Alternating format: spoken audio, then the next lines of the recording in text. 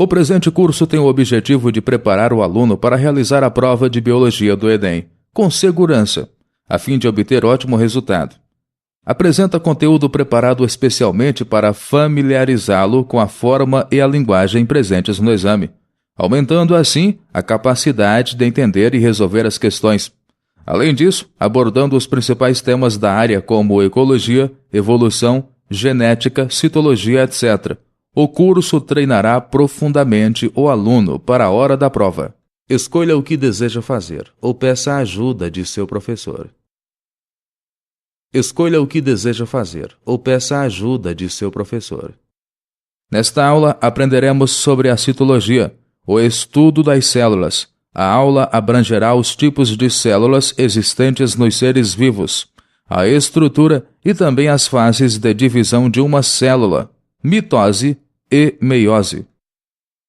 Olá, seja bem-vindo a mais uma aula do nosso curso preparatório de Biologia para o Enem. Espero que tenha estudado bem a aula passada, pois vimos um conteúdo muito importante para o seu aprendizado.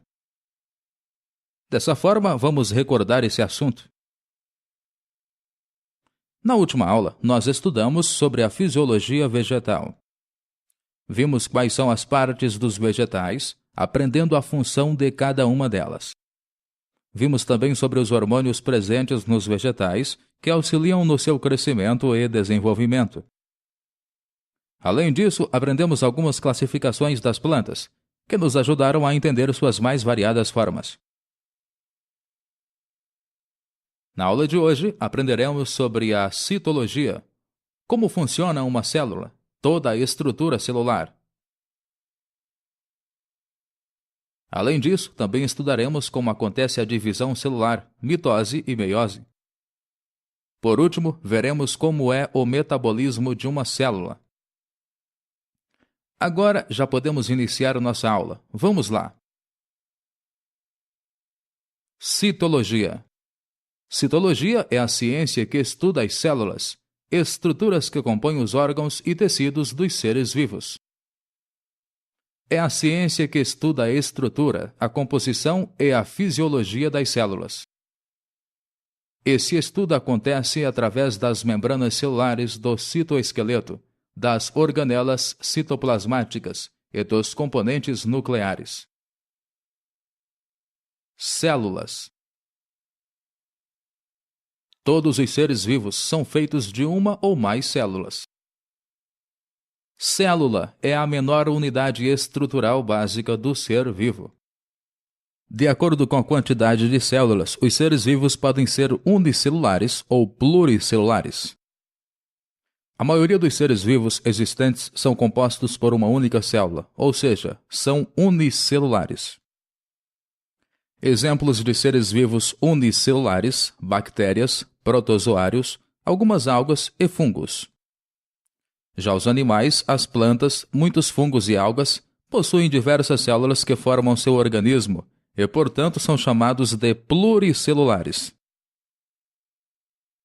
De acordo com a organização estrutural, as células são divididas em procariontes, eucariontes.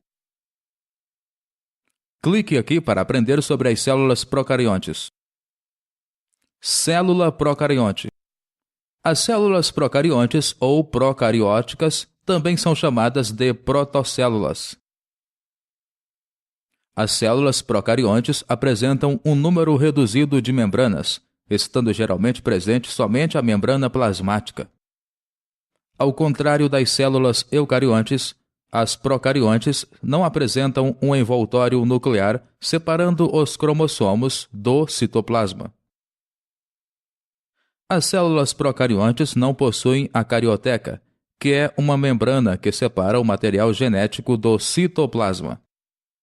A única estrutura presente no citoplasma dessas células são os ribossomos, estruturas necessárias para a síntese de proteínas. As células procariontes também possuem DNA na forma de um anel, não associado a proteínas. Estas células são desprovidas de mitocôndrias, plastídeos, complexo de Golgi, retículo endoplasmático, e, sobretudo, cariomembrana, o que faz com que o DNA fique disperso no citoplasma. Pode-se associar a essas células as bactérias, cianofitas e os micoplasmas. Clique aqui para voltar. Agora clique em eucariontes. Célula eucarionte. As células eucariontes, ou eucarióticas, são também chamadas de eucélulas. As células eucariontes são mais complexas que as procariontes. Essas células possuem membrana nuclear individualizada e vários tipos de organelas. A maioria dos animais e plantas que conhecemos possuem esse tipo de célula. Acredita-se que as células eucariontes tenham surgido por um processo de aperfeiçoamento contínuo das células procariontes. Todos os animais, protozoários, algas, fungos, briófitas, pteridófitas, gimnospermas e angiospermas são eucariontes. As células eucariontes são organizadas em dois tipos de células: as células vegetais e as células animais. A célula vegetal possui cloroplastos e parede celular, além de normalmente ter um grande vacúolo central. A célula animal não possui cloroplasto, nem parede celular, e é composta por pequenos vacúolos. A estrutura de cada uma dessas células é o próximo assunto dessa nossa aula. Portanto, clique aqui para voltar.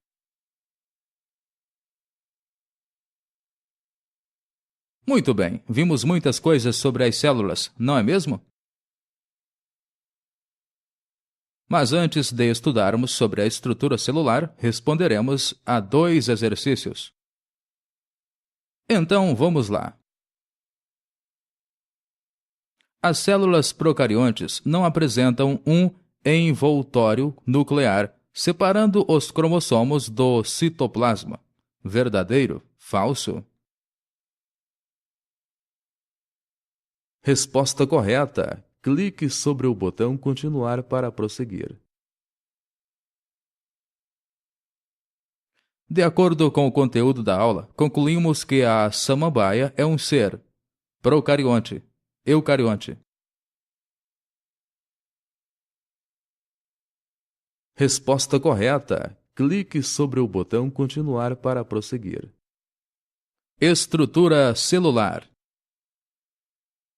A compreensão da estrutura celular é um dos primeiros passos para se entender as interações celulares complexas que dirigem e produzem a vida. As células podem ser ilustradas como blocos de construção dos organismos. Alguns organismos são compostos por uma única célula.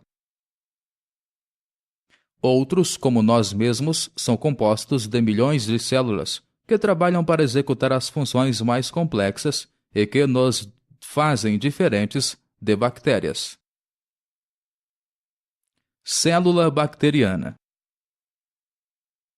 Bactérias são micro-organismos unicelulares, procariontes, que podem viver isoladamente ou construir agrupamentos de diversos formatos. A célula bacteriana contém os 4 componentes fundamentais a qualquer célula: membrana plasmática, citoplasma, ribossomos e cromatina. A região ocupada pelo cromossomo bacteriano costuma ser denominada nucleóide. Externamente, na membrana plasmática, existe uma parede celular. É comum ainda que existam plasmídeos, moléculas de DNA, não ligadas ao cromossomo bacteriano, espalhados pelo hialoplasma. Algumas espécies de bactérias possuem externamente a membrana esquelética, outro envoltório mucilaginoso, chamado de cápsula. Também possuem as fíbrias, ou pili, que são estruturas curtas e finas na superfície das bactérias que têm relação com a capacidade de adesão. Célula animal. Célula animal é uma célula que se pode encontrar nos animais e que se distingue da célula vegetal pela ausência de parede celular e de plastos. Possui flagelo, o que não é comum nas células vegetais. As células animais apresentam o núcleo, material genético, separado do citoplasma, pela presença de um envoltório que denominamos de carioteca. Além disso, possui outras estruturas presentes no citoplasma, que não encontramos em células procarióticas. O citoplasma das células eucarióticas corresponde à região localizada entre a membrana plasmática e a carioteca, sendo constituído por um fluido que chamamos de citossol e compreende diversos tipos de estruturas, tais como: ribossomos participam do processo de síntese proteica. Inclusões citoplasmáticas são estruturas não membranosas e temporárias que representam formas de reservas de substâncias na célula. Citoesqueleto, responsável pelos movimentos celulares e composto por uma rede de finos tubos proteicos que sustentam o citoplasma. Organelas membranosas, cada qual com funções específicas. As organelas presentes em praticamente todas as células eucarióticas são complexo de Golgi, retículo endoplasmático, peroxissomos, mitocôndrias e lisossomos. Em praticamente todas as células podemos distinguir três partes: a membrana plasmática, o citoplasma e o núcleo. A membrana celular ou plasmática é uma estrutura que delimita a célula e a separa do meio onde se encontra, mas não isola completamente a célula, pois permite o intercâmbio de substâncias do interior ao exterior e vice-versa. O citoplasma ocupa o espaço situado entre a membrana e o núcleo. Esse espaço está preenchido de um fluido, o hialoplasma, ou citosol, no qual se encontram os orgânulos celulares ou citoplasmáticos e o citoesqueleto. O núcleo é uma estrutura mais ou menos esférica encontrada no interior da célula, delimitado por uma estrutura membranosa chamada envoltório nuclear. Assim como a membrana celular, o envoltório nuclear permite o intercâmbio de determinadas substâncias entre o núcleo e o citoplasma. Cada uma das partes tem a sua função. A célula é uma unidade biológica de funcionamento, realiza as três funções vitais: nutrição, relação e reprodução. Caso uma célula pertença a um ser pluricelular, ela pode ser especializada no desempenho de uma determinada função. Vejamos agora as organelas de uma célula animal e suas determinadas funções. Nucleolo, produção dos componentes ribossômicos. Núcleo, conservar e transmitir a informação genética na reprodução das células e regular as funções celulares. Ribossomos, produção de proteínas. Vesículas, transporte de substância e união com a membrana para eliminar conteúdos para fora da célula. Retículo endoplasmático, rugoso, participa da síntese e transporte de proteínas. Complexo de Golgi, faz a secreção celular. Citoesqueleto, participam do transporte de substâncias e dão forma à célula. Retículo endoplasmático liso, participa do processo de transporte celular, além de participar da síntese de lipídios. Mitocôndrias, são responsáveis pela respiração das células. Vacúolo, atuam no processo de digestão intracelular. Citoplasma, encontra-se nele o citosol, O citoplasma tem a função de albergar as organelas e favorecer seus movimentos. Lisossomos participam da digestão de substâncias orgânicas. Centríolos estão ligados à organização do citoesqueleto e aos movimentos de flagelos e cílios. Célula vegetal. A célula vegetal é parecida com a célula animal, porém contém algumas características diferentes, como a presença de parede celular e de cloroplastos. A célula vegetal está dividida em componentes protoplasmáticos, que são um composto de organelas celulares e outras estruturas, que sejam ativas no metabolismo celular. Inclui o núcleo retículo endoplasmático, citoplasma, ribossomos, complexo de Golgi, mitocôndrias, lisossomos e plastos, além de componentes não protoplasmáticos, como os resíduos do metabolismo celular. Ainda inclui vacúolos, parede celular e substâncias ergástricas. Podemos ver essa estrutura aqui nessa imagem. As substâncias ergástricas de reserva ou resíduos, produtos do metabolismo celular, são: amido são partículas sólidas com formas variadas, que pode ser encontrado no cloroplasto ou no leucoplasto. Formam grãos com muitas camadas centradas em um ponto chamado hilo. Proteína. As proteínas ergástricas são um material de reserva e que se apresenta no endosperma de muitas sementes, em forma de grãos de aleurona. Lipídios pode ocorrer em forma de óleo ou gordura se for para armazenamento ou em forma de terpenos, que são produtos finais com óleos essenciais e resinas. Taninos, grupo de compostos fenólicos que podem ficar em vários órgãos vegetais, acumulando-se nos vacúolos e podem carregar a parede celular. É isso aí, acabamos de estudar sobre a estrutura de uma célula animal. Agora, antes de prosseguirmos com nossa aula, responderemos a mais um exercício de fixação de conteúdo. E lembre-se, esteja sempre bem atento às informações da aula. Vamos lá! O núcleo é uma estrutura mais ou menos esférica encontrada no interior da célula, delimitado por uma estrutura membranosa, chamado envoltório nuclear. Verdadeiro ou falso? Resposta correta. Clique sobre o botão continuar para prosseguir.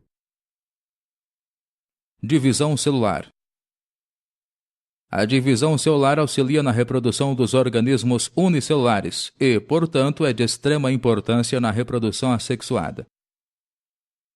As células procariontes possuem uma divisão mais simples, porém, nas células eucariontes, devido a um número maior de genes, a divisão é mais complicada.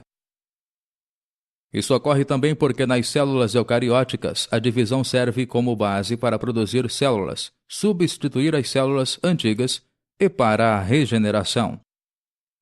O ciclo celular compreende os processos que ocorrem desde a formação de uma célula até sua própria divisão em duas células filhas. A principal característica é sua natureza cíclica. Cromossomos. Os cromossomos são responsáveis pela transmissão das características hereditárias, ou seja, dos caracteres que são transmitidos de pais para filhos. Os tipos de cromossomos, assim como o número deles, variam de uma espécie para outra. As células do corpo de um chimpanzé, por exemplo, possuem 48 cromossomos, e as do corpo humano 46 cromossomos.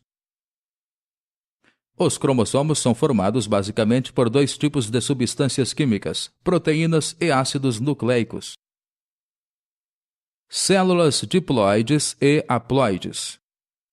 Para que as células exerçam a sua função no corpo dos animais, elas devem conter todos os cromossomos, isto é, 2 cromossomos de cada tipo. São as células diploides. Todas as demais células do nosso corpo são diploides, exceto as células de reprodução. Porém, algumas células possuem em seu núcleo apenas um cromossomo de cada tipo. São as células haploides. Os gametas humanos, espermatozoides e óvulos são haploides. Dessa forma, os gametas são células que não exercem nenhuma função até encontrarem o gameta do outro sexo e completarem a sua carga genética. Tanto o espermatozoide como o óvulo possuem 23 tipos diferentes de cromossomos, ou seja, apenas um cromossomo para cada tipo. Portanto, dizemos que nos gametas humanos N23, N é o número de cromossomos diferentes. As outras células humanas possuem 2 cromossomos de cada tipo. Essas células possuem 46 cromossomos, 23 pares, no núcleo e são representados por 2N igual 46. Nas células diploides, nos humanos, os cromossomos podem, então, ser agrupados 2 a 2. Os 2 cromossomos de cada par são do mesmo tipo, por possuírem a mesma forma, o mesmo tamanho e o mesmo número de genes. Em cada par, um cromossomo vem da mãe e o outro do pai. A divisão celular é um mecanismo que leva as células a se multiplicarem para dar origem às outras células. Durante essa divisão, 2 fatores importantes ocorrem. São eles: a divisão do núcleo, cariotomia ou cariocinese, e a divisão do citoplasma, citocinese ou citodiérese.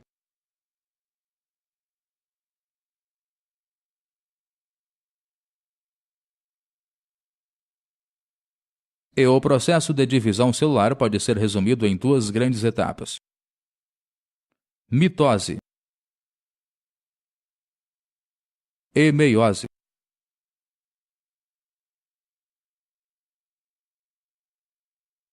A mitose tem como finalidade o crescimento dos organismos multicelulares e a regeneração de tecidos do corpo. Nos seres unicelulares, é um tipo de divisão que ocorre quando existe reprodução assexuada. Já a meiose é um tipo de divisão em que uma célula dá origem a 4 novas células, com metade do número de cromossomos da célula inicial. Uma célula que apresenta 2N igual a 46 cromossomos, ao sofrer meiose, dá origem a 4 células com N, igual a 23 cromossomos. Ocorre em células germinativas.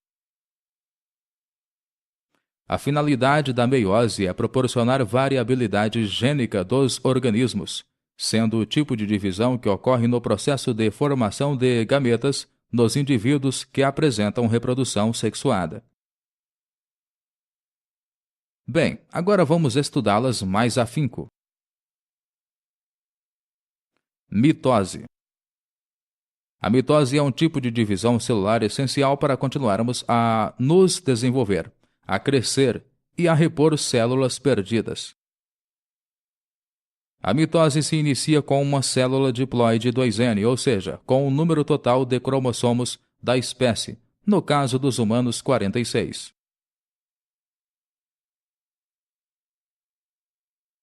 Em seguida, há um período de grande atividade metabólica denominado interfase, em que ocorre a duplicação do material genético. Só depois começa a divisão propriamente dita. Etapas da mitose.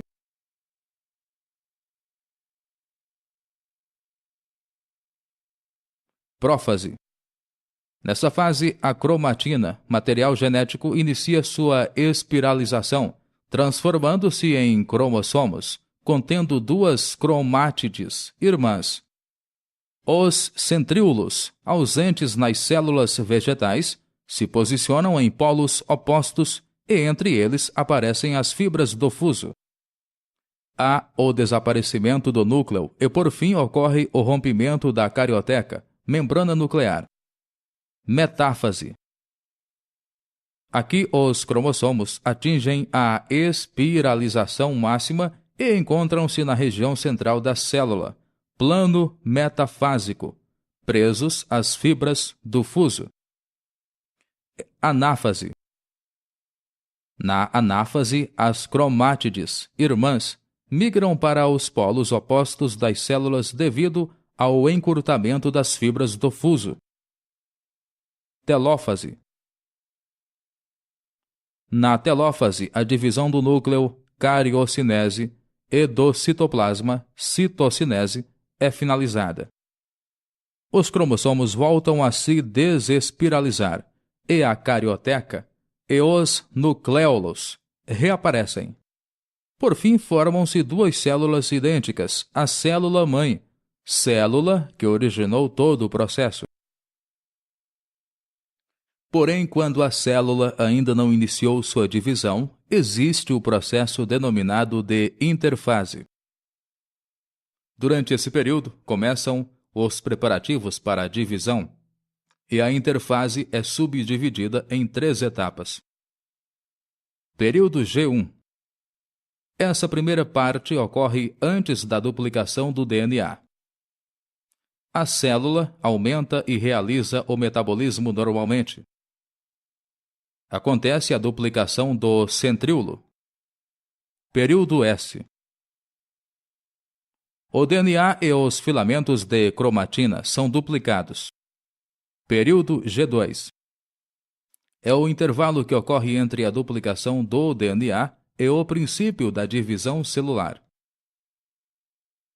Meiose. É um processo de divisão reducional no qual uma célula diploide 2N origina 4 células haploides, N. Ocorre com a finalidade específica de produzir células sexuais ou gametas, espermatozoide e óvulo. No caso dos seres humanos, a meiose garante que durante a fecundação se forme um novo ser com 46 cromossomos, 23 vindos do pai e 23 da mãe. Também é dividida em etapas. A divisão é dupla. Na primeira divisão ocorre a prófase 1, metáfase 1, anáfase 1 e telófase 1. Já na segunda divisão ocorrem a prófase 2, metáfase 2, anáfase 2 e telófase 2. Antes do início da meiose existe, assim como na mitose, um período de duplicação do material genético chamado de interfase. Etapas da meiose. Prófase 1. A cromatina se espiraliza, transformando-se em cromossomos, contendo 2 cromátides, irmãs. Os centríolos, quando presentes, se posicionam em polos opostos e entre eles aparecem as fibras do fuso. Há o desaparecimento do nucléolo e o rompimento da carioteca. Essa etapa pode ser dividida em 5 subfases: leptóteno, zigóteno, pequíteno, diplóteno e diacinese. Durante esta fase pode ocorrer a mistura do material genético com a quebra e troca de pontas entre os cromossomos. Este mecanismo favorece a variabilidade genética. Metáfase 1. Os cromossomos homólogos atingem a espiralização máxima e migram presos às fibras do fuso, posicionando-se no plano metafásico da célula. Anáfase 1. Os cromossomos homólogos migram para os polos opostos das células devido ao encurtamento das fibras do fuso. Telófase 1. Final da cariocinese e da citocinese. Os cromossomos se desespiralizam. A carioteca e o nucléolo reaparecem. Prófase 2. Nessa fase, os cromossomos voltam a se espiralizar, Os centríolos, quando presentes, se posicionam em polos opostos e surgem as fibras do fuso. Os nucléolos desaparecem e a carioteca se rompe. Metáfase 2. Os cromossomos homólogos migram, presos às fibras do fuso, posicionando-se no plano metafásico da célula. Anáfase 2. As cromátides, irmãs dos cromossomos homólogos, migram para polos opostos das células devido ao encurtamento das fibras do fuso. Telófase 2. Término da cariocinese e da citocinese. Os cromossomos se desespiralizam. A carioteca e o nucléolo reaparecem. Formam-se 4 células haploides N, originadas da célula-mãe diploide 2N. Estamos aprendendo muitas coisas novas nessa aula, você não acha? Já podemos, portanto, responder mais alguns exercícios para relembrar o conteúdo estudado. Isso te ajudará a fixar os assuntos para realizar a prova e ter um bom desempenho. Vamos lá! A meiose é um tipo de divisão em que uma célula dá origem a 4 novas células, com metade do número de cromossomos da célula inicial. Verdadeiro? Falso? Resposta correta. Clique sobre o botão Continuar para prosseguir. Qual das etapas abaixo sinaliza o fim da divisão celular? Prófase, metáfase, anáfase, telófase. Resposta correta. Clique sobre o botão Continuar para prosseguir. Respondidos esses exercícios, chegamos ao fim dessa aula. Foi uma aula muito importante em relação ao conteúdo de biologia cobrado no Enem. Na aula de hoje, aprendemos sobre a citologia, um ramo da biologia que estuda as células. Vimos os tipos de células existentes nos seres vivos. Estudamos também a estrutura celular, ou seja, as partes que compõem uma célula e suas determinadas funções. Além disso, aprendemos sobre a mitose e a meiose, que são os tipos de divisão celular. Espero te ver bastante animado no nosso próximo encontro. Então, até a próxima aula. Chegamos assim ao final da aula. Se você tiver alguma dúvida, reveja a aula ou solicite a ajuda de seu professor. Clique no botão Finalizar aula para dar sequência ao curso.